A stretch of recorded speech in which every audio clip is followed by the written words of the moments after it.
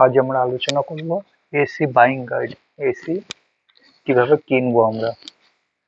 তার জন্য প্রথমে দেখতে হবে প্রয়োজনীয়তা, যে এসি কেনার প্রয়োজন আছে কিনা।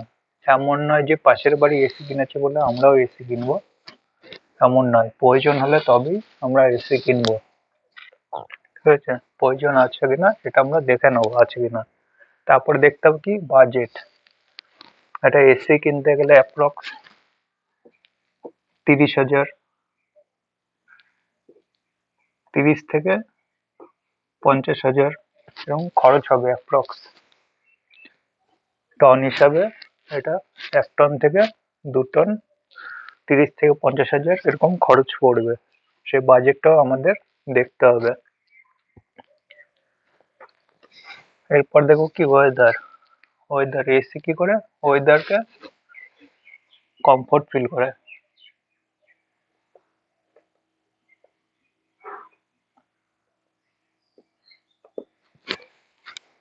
এসি কি করে ওয়েদারকে কমফোর্ট ফিল করায়, ঠিক আছে। আমরা কোন ওয়েদারে আছি, যদি অস্বস্তিকর গরম থাকে তবে আমরা এসি কিনবো। তার জন্য আমাদের বাজেট আর প্রয়োজনীয়তা এটা দেখতে হবে, দেখে তবেই আমরা এসি কিনবো। এরপরে কি দেখবো, ইলেকট্রিক বিল। একটা এসি চালাতে গেলে, এসি একটা ইলেকট্রিক কম্পোনেন্ট, এ চালাতে গেলে একটা হিউজ পরিমাণে বিল আসে। সেখানে per day 1 unit, 2, 5 unit electric bill এটা আসে, ঠিক আছে। এটা চালানোর উপর, আমরা যদি কম চালাই তাহলে কম বিল আসবে, বেশি চালালে বেশি বিল আসবে। এটা আমাদের দেখতে হবে যে ইলেকট্রিক বিলও আসবে, এর সঙ্গে অ্যাড হবে, মানে খরচাও বাড়বে। আর একটা কি আছে, মেনটেনেন্স। এটা এসি কিনতে গেলে তার মেনটেনেন্সও করতে হবে, বছর বছর সার্ভিস করাতে হবে। বছরে 2 বা 3টে সার্ভিস করাতে হবে, ক্লিন করে, এটা করতেই হবে কম্পালসারি। প্লাস যদি এটা হচ্ছে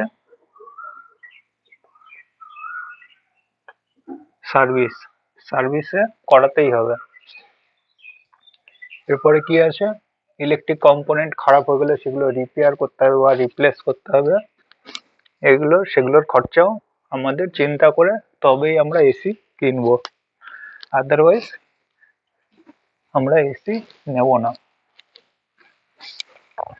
এই সমস্ত জিনিস আমাদের মাথায় নিয়ে কাজ করতে হবে।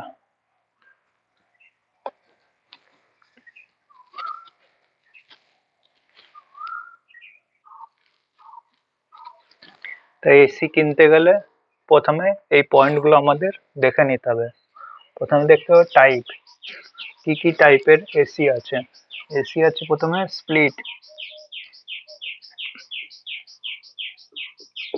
স্প্লিট আছে, উইন্ডো আছে, ক্যাসেট, প্যাকেজ,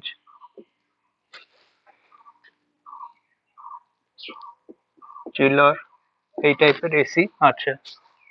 স্প্লিট এসি কি, এটা বাড়ির জন্য, অফিস, এগুলোর জন্য স্প্লিট এসি দেয়ালে ইনডোর একটা বসবে, আর বাইরের সাইডে এরকম একটা ঘরে, এখানে দেয়ালে ইনডোর বসবে আর আউটসাইডে একটা আউটডোর বসবে, এটা হচ্ছে স্প্লিট। আর উইন্ডো এসির ক্ষেত্রে কি হয়, উইন্ডো এসির ক্ষেত্রে এখানে দেয়াল কাটতে হয়, দেয়াল কিছুটা কেটে ওটা ওখানে সেট করে দিতে হয়, এটা হচ্ছে উইন্ডো এসি। উইন্ডো এসিটা কি হয়, দেয়াল কাটাকাটি করতে হয়। স্প্লিট এসির ক্ষেত্রে সেগুলো হয় না, ঠিক আছে। এরপর আছে কি ক্যাসেট এসি। ক্যাসেট এসি কি, এটা ওপরে বসবে, মাথার উপরে এসিটা বসানো হবে। এটা একটা স্প্লিট টাইপ, এখানে ইনডোর হবে আর আউটডোরটা বাইরে বসবে, দিয়ে পাইপ লাইনের সঙ্গে কানেক্ট করা হবে, এটা হচ্ছে ক্যাসেট এসি। এগুলো আমরা শপিং মল টল অফিসে ইউজ করি। এরপরে আছে কি প্যাকেজ এসি। প্যাকেজ এসি হচ্ছে ইন্ডাস্ট্রি এরিয়াতে প্যাকেজ এসি এগুলো ব্যবহার হয়। ইনডোর ইউনিট এখানে থাকবে আর আউটডোর বাইরে থাকবে। আউটডোরটা বাইরে থাকবে। এখান দিয়েই সমস্ত ঘরে সে ডাক্টের মাধ্যমে হাওয়া ছড়িয়ে দেবে। এখান থেকে ঠান্ডা হাওয়া নিয়ে ডাক্টের মাধ্যমে সমস্ত ঘরে ঠান্ডা সে পৌঁছে দেবে। এটা হচ্ছে প্যাকেজ এসি। আর চিলার এসি কি? চিলার এসি হচ্ছে আরো বড় বড় বিল্ডিং এ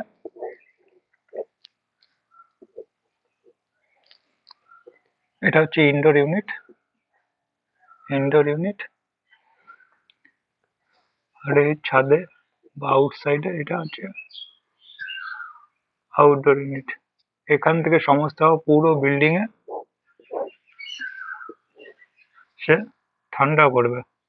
মেশিন এক জায়গায় থাকবে, সেখান থেকে ঠান্ডা নিয়ে পুরো বিল্ডিং এ ঠান্ডা করাবে। এটা হচ্ছে চিলার এসি। যার যেরকম প্রয়োজন সে সেরকম ভাবে এসি গুলো কিনবে। ওগুলো চিলার অনেক কস্টলি হয়। ঠিক আছে, এই হচ্ছে টাইপ। দেখে নিতে হবে কোন এসি আমরা কিনবো। ঠিক আছে, কোথায় আমার পারপাসটা, কোথায় আমি বসাবো এসিটা, সেগুলো দেখে নিতে হবে। এরপর আছে টন। টন আছে 0.8 টন থেকে 8 ton, 1 ton, 1.5 ton, 2 ton, 3 ton, 4 ton, এরকম করে করে 11 টন ভ্যারাইটিস টনের রয়েছে। এবার দেখতে হবে আমি যে কোন জায়গাটায় রুমের সাইজটা দেখে নিতে হবে যে রুমের সাইজটা কি আছে, কোন রুমের জন্য, যে হল ঘর না বেডরুম, সেটা দেখে নিতে হবে। ঠিক আছে, এই একটা রুমের সাইজ যদি এদিকে চওড়ায় 10 ফুট আর এদিকে যদি 10 ফুট হয়, 10 10 100, 100 স্কোয়ার ফুট, 100 স্কোয়ার ফিট। সেক্ষেত্রে আমরা 1 টন ইউজ করব। এক্ষেত্রে এটা হবে 1 টন। 1 টন ইউজ করব। এবার সেটা যদি, এটা যদি 10 ফুট হয়, এটা যদি 15 ফুট হয়, এটা হচ্ছে 100 স্কোয়ার ফুটের জন্য। সেভাবে যদি কোনো জায়গায় যদি 150 স্কোয়ার ফুটের হয়, 150 স্কোয়ার ফুটে হয়, সেখানে আমরা 1.5 টন এইভাবে এসি কিনবো। সেটা জায়গা দেখে নিতে হবে কোথায় আমরা বসাবো এসিটা।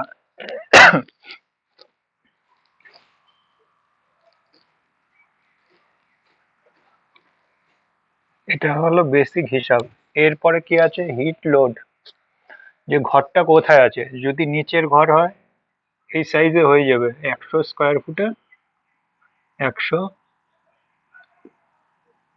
স্কোয়ার ফুটে এটা 1 টন হয়ে যাবে। 1 টন। এবার যদি এটা উপরের ঘরে হয়, সেম সাইজের যদি উপরের ঘরে হয়, তাহলে কি হবে, সেটা ওই 1 টনে পারবে না। তখন কি হবে, ওটা 1.5 টন নিতে হবে। কারণ ছাদের গরমটাও সে নিচ্ছে। এ তো গরম নেই, এর উপরে ঘর আছে। নিচের ঘরে অতটা গরম নেই, কিন্তু উপরের ঘরে এর হিটটা রয়েছে, এর হিটটা রয়েছে। সূর্যের হিটটা পুরো ছাদ গরম হচ্ছে, সেক্ষেত্রে 1.5 টন নিতে হবে সেই ঘরের জন্য। এটা হচ্ছে 150 স্কোয়ার ফিট। 150 স্কোয়ার ফিটে 1.5 টন। সেক্ষেত্রে এই ঘর যদি 150 স্কোয়ার ফিট হয়, সেক্ষেত্রে আমাকে 2 টন নিতে হবে ঘরের কন্ডিশন অনুযায়ী। ঘর যদি সেরকম বেশি গরম হয়, সেক্ষেত্রে আমাকে টন টনেজ বাড়াতে হবে। ঠিক আছে, এই হচ্ছে হিসাব।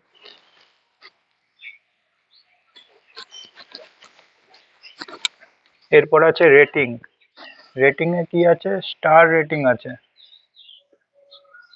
3 স্টার,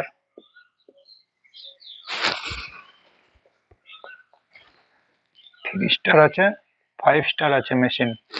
এবার স্টার রেটিং যত বেশি হবে তখন এর ইলেকট্রিক কনজাম্পশন কম হবে। একটা 3 স্টার মেশিন 3 স্টার 1.5 টনে নেবে 700 ইউনিট। 700 ইউনিট, এটা হচ্ছে ইয়ারে, বছরে। একটা মেশিনে 700 ইউনিট এর কারেন্ট কনজাম্পশন করে, মানে ইলেকট্রিক বিল আসে বছরে। যদি অ্যাভারেজ 10 ঘন্টা করে চালায়, 10 ঘন্টা পার ডে হিসাবে চালায়, তাহলে সে 700 ইউনিট পুড়বে। এবার এই দশ ঘন্টায় সে জায়গায় যদি দিনে 2 থেকে 5 ঘন্টা চালায়, তাহলে কারেন্ট হওয়াটা অনেক কম আসবে। ঠিক আছে, সেই হিসাবে দেখে নিতে হবে। আর এটা যদি 5 স্টার হয়, এটা হচ্ছে 3 স্টারের হিসাব। এটা হচ্ছে 3 স্টারের হিসাব। এইটাই যদি 5 স্টার হয়, সেক্ষেত্রে ইউনিট, এটা হবে 700 ইউনিট, না এটা হবে 1000 ইউনিট হবে, 1000 ইউনিট। আর 5 স্টারে কি ক্ষেত্রে হবে? 700 ইউনিট, 700 ইউনিট পার ইয়ার। একই মেশিন 1.5 টন, 1.5 টনে 5 স্টারে এত হচ্ছে, আর 3 স্টারে এত ইউনিট। ঠিক আছে, 3 স্টারে কারেন্ট বেশি পড়বে আর 5 স্টারে কারেন্ট কম পড়বে। ঠিক আছে, এইভাবে দেখে নিতে হবে। সেক্ষেত্রে 5 স্টারের দাম হয়ে যাবে বেশি। সেক্ষেত্রে 5 স্টারে 40 থেকে 45 হাজারে খরচ পড়ে যাবে। আর 3 স্টারের ক্ষেত্রে সেটা 35 থেকে 40 হাজার। এবার দেখে নিতে হবে সে কতক্ষণ চালাচ্ছে এসিটা। যদি সে দিনে 2-5 ঘন্টা চালায়, সেক্ষেত্রে 3 স্টার ঠিক আছে। যে বেশি চালাচ্ছে না, অসুবিধা নেই, বাজেটটা সে কম বাজেটে সে নিতে পারে। কিন্তু যখন বেশি চালাবে, তখন কি হবে? 5 স্টার নিলে কি হবে? সে বেনিফিট গুলো পাবে। এই হচ্ছে। এবার আছে গ্যাস। যে সিস্টেমে কোন গ্যাস আছে, পুরোনো আউটডেটেড আছে, আগে ছিল R22, যেগুলো কি হতো? পরিবেশের ক্ষতি করতো, যে গ্লোবাল ওয়ার্মিং এ কার্বন ডিপোজিট করতো। ঠিক আছে, পরিবেশের তাপমাত্রা বাড়িয়ে দিত। আর এখন কি আসছে? এখন আসছে R410, 410, আর হচ্ছে R32। এটা হচ্ছে নতুন এই গ্যাসগুলো সিস্টেমে ইউজ হচ্ছে। এগুলো কি হয়? পরিবেশে অত হার্মফুল নয়, পরিবেশে ক্ষতি করে না অত। ঠিক আছে, এইগুলো দেখে নিতে হবে যে লেটেস্ট মডেলগুলো, লেটেস্ট গ্যাস আছে কিনা সিস্টেমে। এরপরে দেখতে হবে ব্র্যান্ড ওয়ারেন্টি, ব্র্যান্ড এবং ওয়ারেন্টি। ঠিক আছে, কোন কোন ব্র্যান্ড আছে?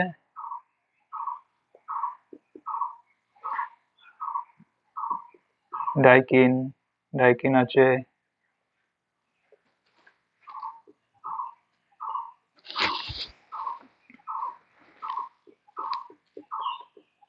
হিটাচি,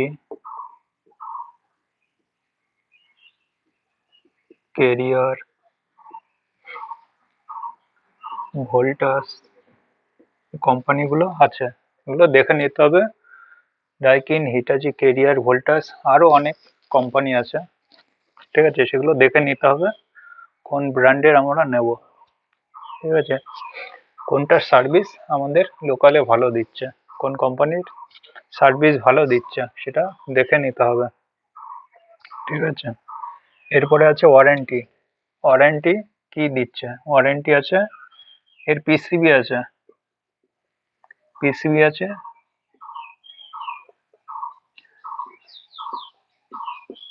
কম্প্রেসার আছে, অনেক ব্র্যান্ডে আছে পিসিবি 1 বছর।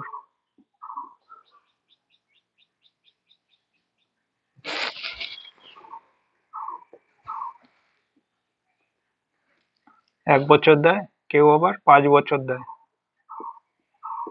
এটা দেখে নিতে হবে যে কোন কোম্পানি কোন ওয়ারেন্টি দিচ্ছে। আর কম্প্রেসার কেউ 5 বছর দিচ্ছে, কেউ 10 বছর দিচ্ছে, এগুলো দেখে নিতে হবে। কম্প্রেসার কতদিনের ওয়ারেন্টি, কোন ব্র্যান্ড কতদিনের ওয়ারেন্টি দিচ্ছে, সেগুলো দেখে আমরা এসি পারচেস করব। ঠিক আছে,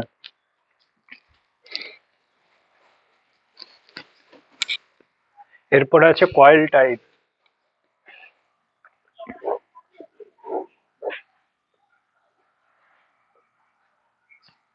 এটা ইনডোর, এটা আউটডোর। ইনডোরে এইভাবে কয়েল গেছে, এটাতেও কয়েল আছে, এটার সঙ্গে এটা কানেক্টেড আছে কপার পাইপের মাধ্যমে। ঠিক আছে, এই পাইপটা কপার আছে কিনা, পাইপ লাইন কপার আছে কিনা। এটা হচ্ছে কন্ডেন্সার, এই কন্ডেন্সারটা কপার আছে কিনা, কপার না অ্যালুমিনিয়াম। আগে অনেকেই অ্যালুমিনিয়াম দিত। ঠিক আছে, অ্যালুমিনিয়াম কি হলো, যদি লিক হয়ে যায় কোনো জায়গা থেকে, যদি কয়েলে যদি ডিফেক্ট হয়, লিক হয়, তাহলে কি হবে, সেটা রিপেয়ার হবে না। ঠিক আছে, অ্যালুমিনিয়ামে নো রিপেয়ার।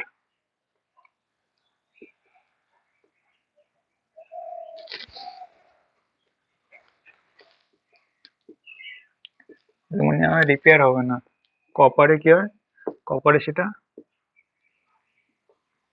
রিপেয়ার করা যাবে, যদি লিক হয়ে যায় সেটাও লিক রিপেয়ার করা যায়। অ্যালুমিনিয়াম কি হবে, কপার ওই কয়েলটাকেই পুরো ফেলে দিতে হবে, ফেলে দিয়ে নতুন আবার আর একটা কয়েল লাগাতে হবে। এগুলো আমাদের দেখে নিতে হবে যে পাইপলাইন, কন্ডেন্সার এগুলো কপারের আছে কিনা। ঠিক আছে, এইসব দেখে নিতে হবে 100% কপার আছে কিনা। এরপর আছে কোটিং। এই যে পাইপলাইন, এর উপরে কোটিং থাকে। ঠিক আছে, ব্লু কোটিং থাকে, ঠিক আছে,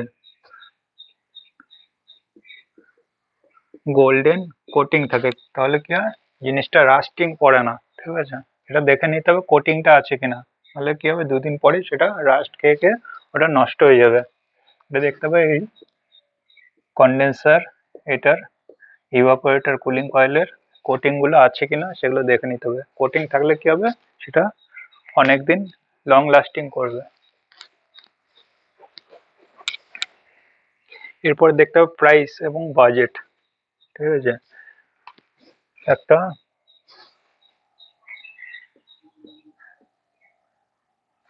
আগে তো দেখে নিলাম আমাদের কত টন লাগবে। ঠিক আছে, এবার টন হিসেবে এবার বাজেট।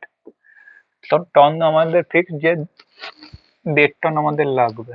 ঠিক আছে, এটা একটা ধরে নিলাম 1.5 টন, 1.5 টন মেশিন লাগবে।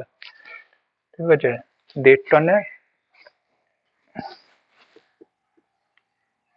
3 স্টার, 5 স্টার। 3 স্টারে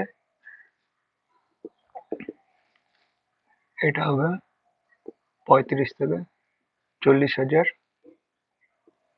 40 থেকে 45 হাজার, কে হচ্ছে 1000। এটা দেখে নিতে হবে যে মার্কেট প্রাইস কত আছে, দেখে নিয়ে আমাদের 3 স্টার লাগবে না 5 স্টার লাগবে, ইউজেজের উপর 3 স্টার না 5 স্টার নেবো সেই হিসাবে এটা দামটা দেখে নিতে হবে যে বাজেটে আমাদের হচ্ছে কিনা। ঠিক আছে, কম বাজেট হলে কমে কিনবো, 3 স্টার কিনবো। যদি বেশি বাজেট থাকে, কারেন্ট কম পড়বে, সেক্ষেত্রে আমরা 5 স্টার নেবো। তো দেখবে স্মার্ট ফিচার, স্মার্ট ফিচার আছে কিনা সিস্টেমে। এসি অনেক এসিতে থাকে অটো ক্লিন থাকে, ঠিক আছে। ওয়াইফাই ওয়াইফাই ফিচার্স থাকে। অটো ক্লিন কি হবে, সিস্টেমে যদি ডাস্টি হয় সেটা নিজে থেকে ক্লিন হয়, ফ্রস্ট ওয়াশ হয়, অটো ক্লিন হয়, এসব ফিচার্স দেখে নিতে হবে ওয়াইফাই আছে কিনা, ঠিক আছে। বাজেট যদি ভালো থাকে তাহলে সে এই ফিচার্স গুলো দেখেও নিয়ে যেতে পারে। নিশ্চয়ই ওয়াইফাই এর সাথে আমরা কানেক্টিং করে আমরা অফিস থেকেও বা স্কুল কলেজ থেকেও আমরা বাড়ির এসি চালিয়ে দিতে পারবো। সব সিস্টেম এসব ফিচার্স গুলো আছে কিনা সেটা দেখে নেবো। এরপরে কি আছে, ইনস্টলেশন অ্যান্ড মেনটেনেন্স, ঠিক আছে। এসির ইনস্টলেশন কে করবে, কোম্পানি দিচ্ছে কিনা ইনস্টলেশন সেটাও দেখে নেবো, যে ফ্রি ইনস্টলেশন আছে কিনা, ঠিক আছে। এরপরে মেনটেনেন্স এটা কি হবে, 1 ইয়ার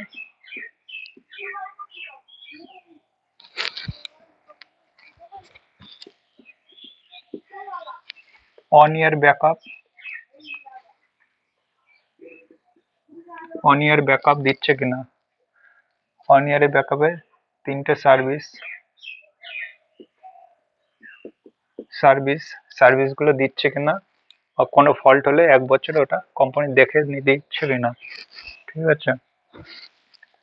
আর পিসিবিতে 5 বছর, আর কম্প্রেসারে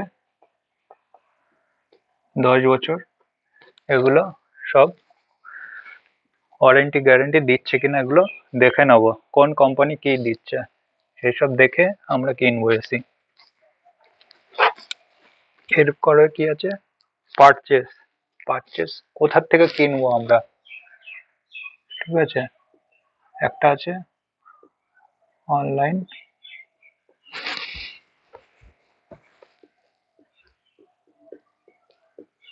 এটা হচ্ছে অফলাইন।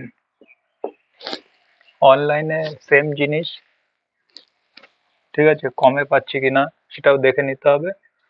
আর অফলাইনে দেখে নিতে হবে সেম মডেল সেম জিনিস, 1.5 টনের মেশিন, দুই জায়গায় এক কিনা, মডেল ওয়াইজ আমরা চেক করব যে কোথায় কমে পাচ্ছি, কোথায় ডিসকাউন্ট দিয়ে আমাদের লাভ হচ্ছে।